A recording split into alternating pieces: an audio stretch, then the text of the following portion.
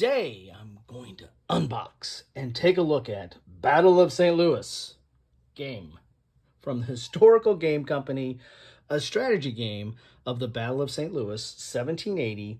Easy to learn and play. Now, how many of you have played a game on the Battle of St. Louis? All right, put your hands down. Better yet, how many of you even knew about the Battle of St. Louis? Well, if you're from the Midwest or from the St. Louis area, you might know about it.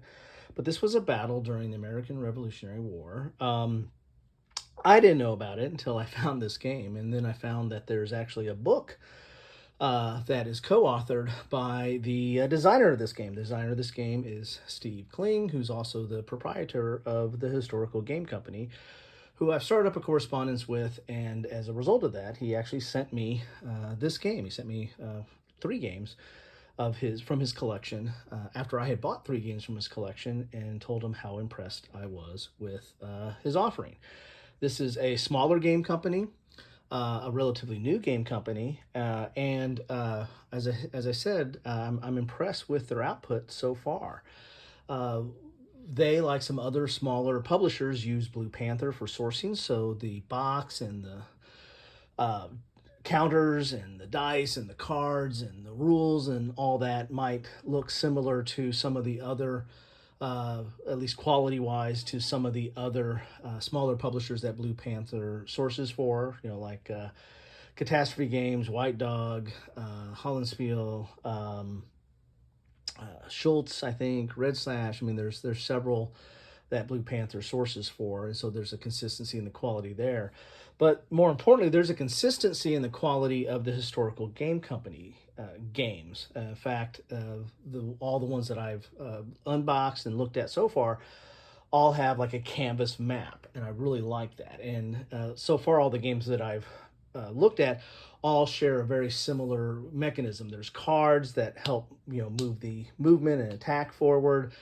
There's a small canvas map, so there's a small footprint. There's a small number of counters.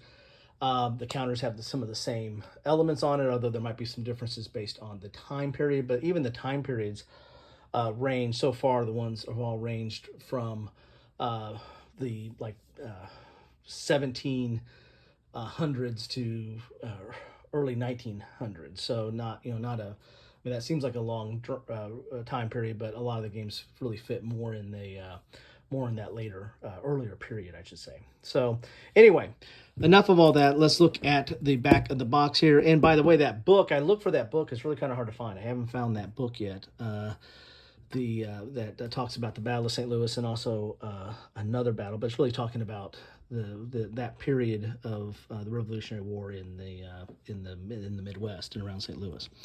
Here's an example of the counters. Sorry about the glare there. And here is an example of the map. And here's an example of the cards, and we'll see all that when we get in the box. May 26, 1780, Spain has entered the American Revolutionary War against Great Britain, and George Rogers Clark has captured the British Illinois country.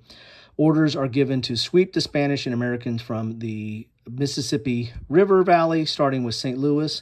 Over 750 British troops arrive outside the town, intending to overwhelm the defenders. The Spanish have only 29 regulars, but are aided by St. Louis and St.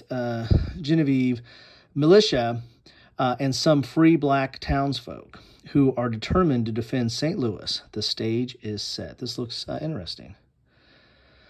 So it covers the British and Native American attack on St. Louis. I think the British might have some Native American allies here, and you might see that from some of the counters. The neat thing about this, they use different silhouettes on the counters that are period specific, so you're not looking at NATO symbols all the time. All right, let's get in the box here and see what we have. So, and I'll put a link to all the other stuff that I've covered so far from the Historical Game Company, so you can get a feel for the consistency of components. Not only the consistency that you would expect from Blue Panther, but also the consistency and internal integrity of the games themselves. I mean, between the interaction between cards, map, and counters. So here's those maps. Boy, right out of the box, let's talk about the map, because I love his maps. So as you can see, it's a canvas map. I just really love the feel and touch of that, and just the quality of that. So here we have Fort San Carlos Tower. Here's Choteau Pond. Here's Governor's Mansion here. So we've got a little bit of the outline of the town here. Here's the road to St. Genevieve, road to St. Charles. Then we have the game turns over here, 24 turns. There's a couple holding boxes, one for British eliminated units, one for Spanish eliminated units. And that's something that, I really like about his choice in games, and the Historical Game Company's choice in games. They're topics that you don't really know much about. I mean, who really knows a lot about the Battle of St. Louis, other than Mr. Kling himself? But this is I love learning about something new, and I really don't know a lot about the Spanish involvement in the Revolutionary War. I know a little bit about it, and I have some games that deal a little bit with it, but not a lot. And so that's something I always like to see. So here's the counters out of the box here.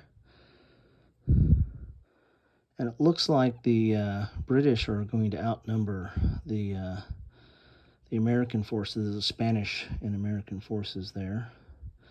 Looks like you have a little bit of Native American there.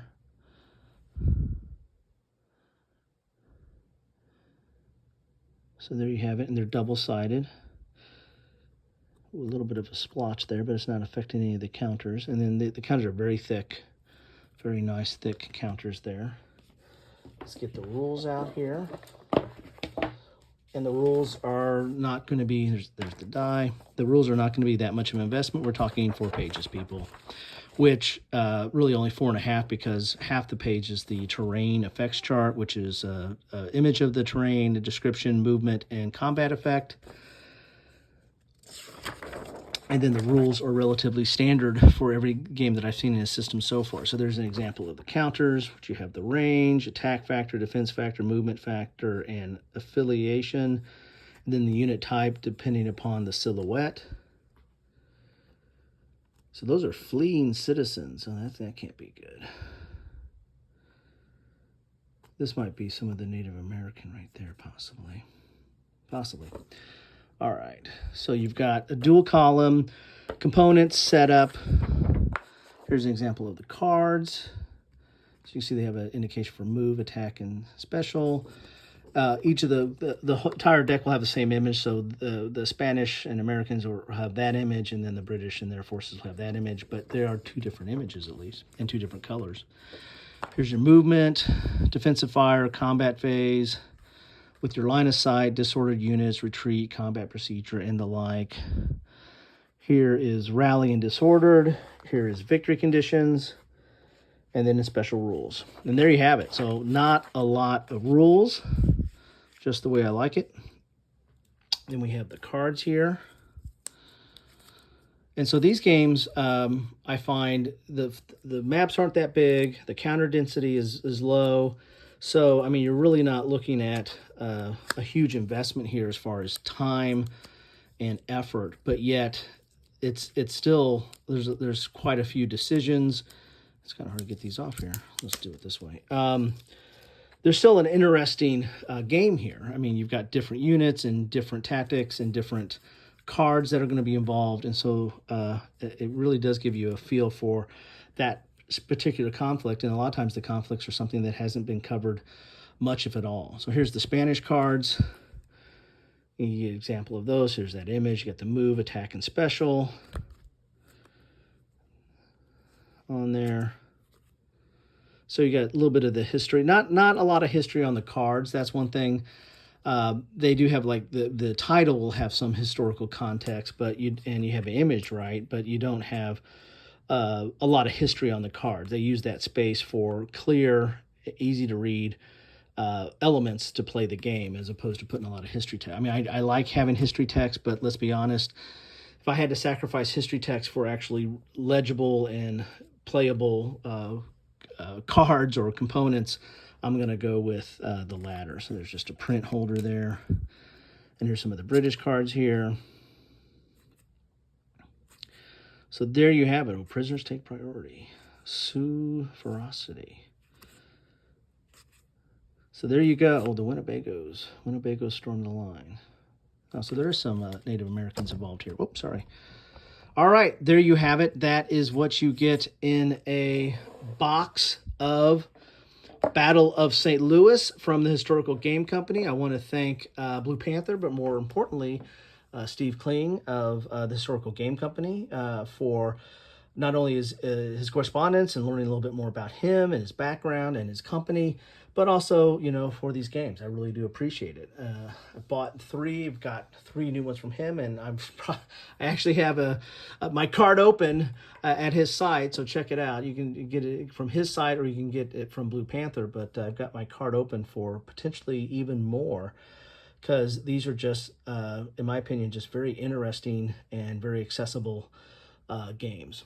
Anyway, love to know your thoughts on this game or any of the other games from the Historical Game Company. If you have any experience with them, love to hear your thoughts on it. And thank you so much for stopping by. And the best way I know you stop by, hey, drop me a comment. Talk about this. Talk about that. Talk about whatever's on your mind. Just keep it civil. Have a good one.